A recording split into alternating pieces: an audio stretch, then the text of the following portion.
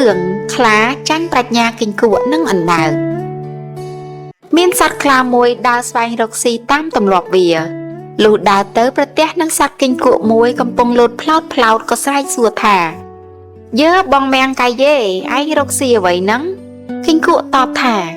ចុះបងខ្លាឯងមករកអ្វីដែរខ្លាថាយើងដើររកស៊ីគិញគក់តបថា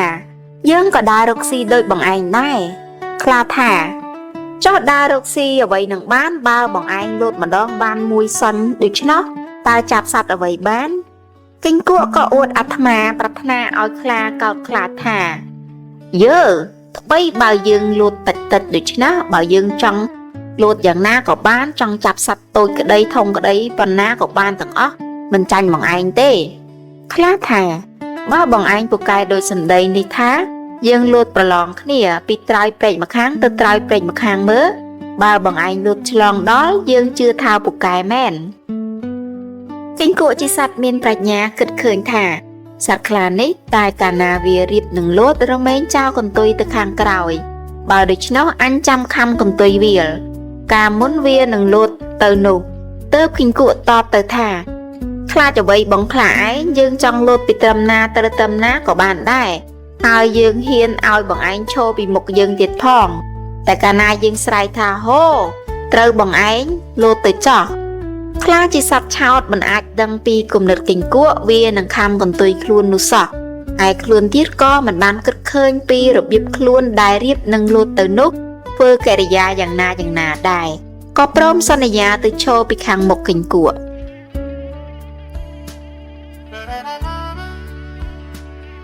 ឯគិញគក់ការខ្លាមកឈរពីមុខដល់ពេលឃើញពេលល្អហើយក៏ប្រាប់ថាបងឯងប្រុងស្ដាប់រីឯខ្លារវល់តែប្រុងរជាស្ដាប់ចោលឯកន្ទុយនោះនៅត្រង់ពីមុខគិញគក់ស្រែកថាអូ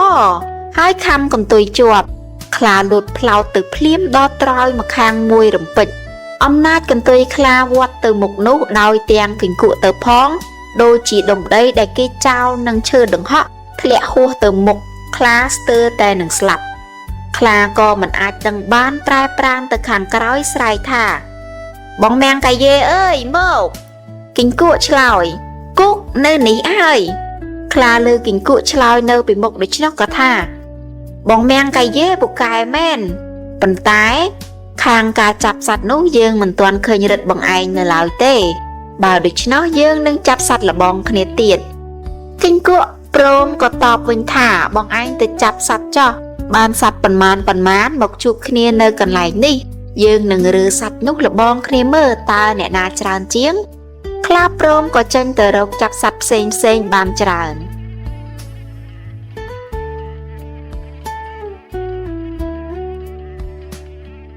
ឯគិញគក់ក្រោយខ្លាចេញទៅនោះខំសង្វាតលោតទៅ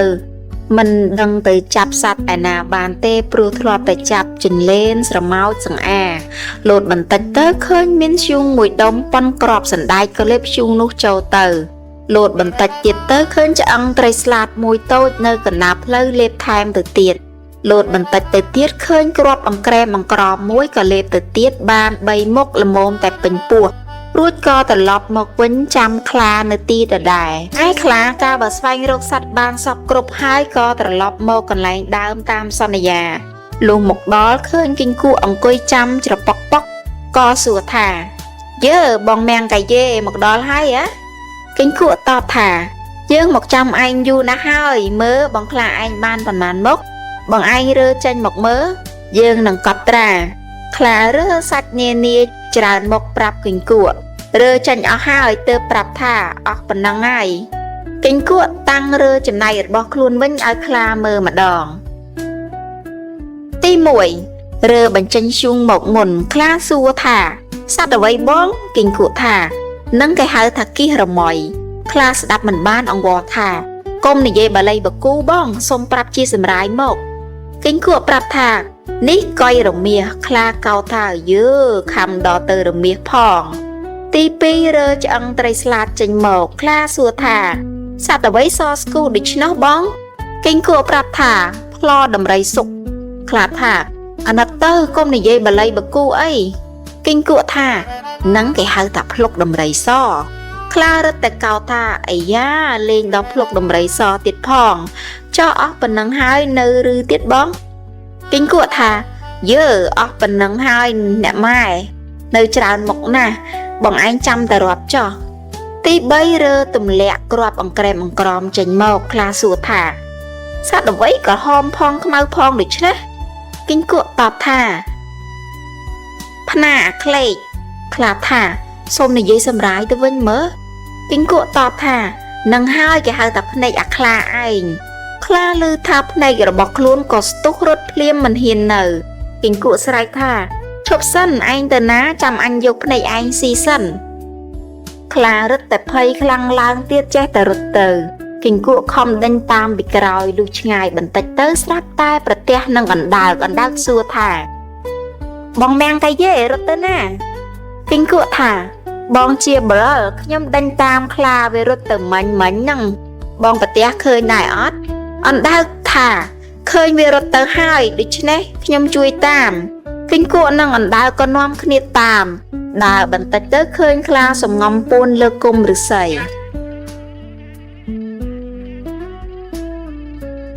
អណ្ដើកឃើញស្រែកប្រាប់ទៅគិញគក់ថាវានៅនេះទេគិញគក់ថាបងឯងចាំនៅត្រង់នេះចោះខ្ញុំនឹងឡើងទៅចាប់វាគិញគក់ខំឡើងតាមវល្លិនឹងមែកឈើទៅបានពាក់កណ្ដាលគុម្ពឫស្សីស្រាប់តែរបូតដៃធ្លាក់មកដីឮសូរប្រោកអណ្ដើកថាអើបងគិញគក់ថាខ្ញុំចុះមកបោចវល្លិយកទៅចងវាតែម្ដង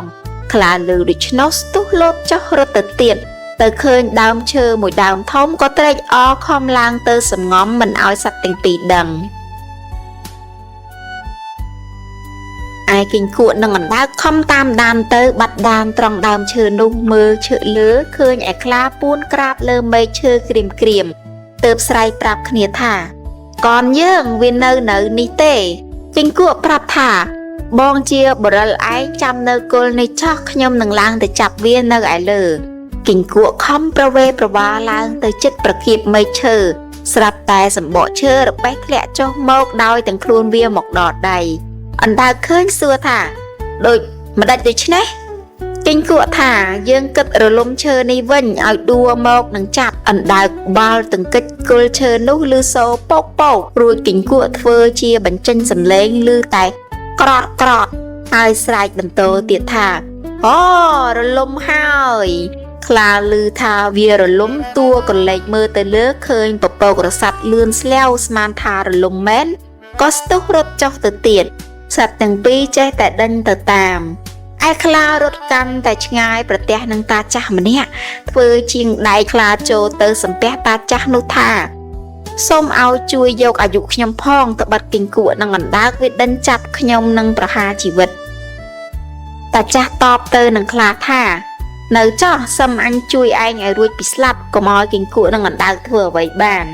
យូរបន្តិចឃើញអណ្ដើកទៅដល់មុនខ្លាប្រាប់តាចាស់ថា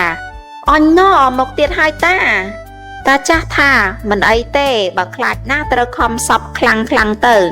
ខ្លារត់តែសពខ្លាំងឡើងតាចាស់ចាប់អណ្ដើកនោះបានយកទ្រាប់គូតអង្គុយហើយថា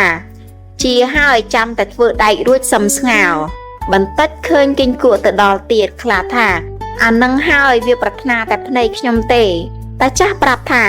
បើឯងខ្លាចណាស់ត្រូវតែត្រូវយកខ្សែចងស្នប់ផ្ទប់នឹងចង្កេះទៅខ្លាធ្វើតាមឯតាចាស់នោះគាត់ស្លៀកខោជើងធំពេកអង្គុយលើអណ្ដើកកំពុងតែកោះរូបកំបិតភ្លេចគិតថាប្រដាប់របស់ខ្លួនខាងក្រោមធ្លាក់ស្តោកនៅកណ្ដាលវាគិញគក់ក្រឡេកឃើញប្រាប់ទៅអណ្ដើកថាបងជាបរិលឯងមើលខាងក្រោមអណ្ដើកក្រឡេកទៅឃើញប្រដាប់តាចាស់នោះទាំងអស់ក៏មានចិត្តអស់ព្រួយហើយអើតក្បាលចូលទៅក្នុងជើងខោខំក្រឹបដោយចង្គោមដាច់ត្រឹមគល់ទៅទាំងអស់តាចាស់ដួលបាសជើងច្រងគិញគក់ស្រែកថាទៅកនយើងដួលមួយហើយខ្លាឃើញតាចាស់ដួលក៏ស្ទុះរត់ទៅដោយទាំងស្នប់នោះទៅផងគិញគក់ដេញតាមទៅដល់ជិតមាត់ស្ទឹងមួយមានទឹកជ្រៅគិញគក់ស្រែកឲ្យអណ្ដើកថាបងប្រយ័ត្នខំស្ទាក់កុំឲ្យវាលោតទឹកក្រែងបាត់ដានខ្លាលឺក៏លោតទៅក្នុងទឹកចូលក្នុងស្នប់ទឹកហូរខ្លាំងក៏នាំខ្លាលិចលង់ស្លាប់ទៅ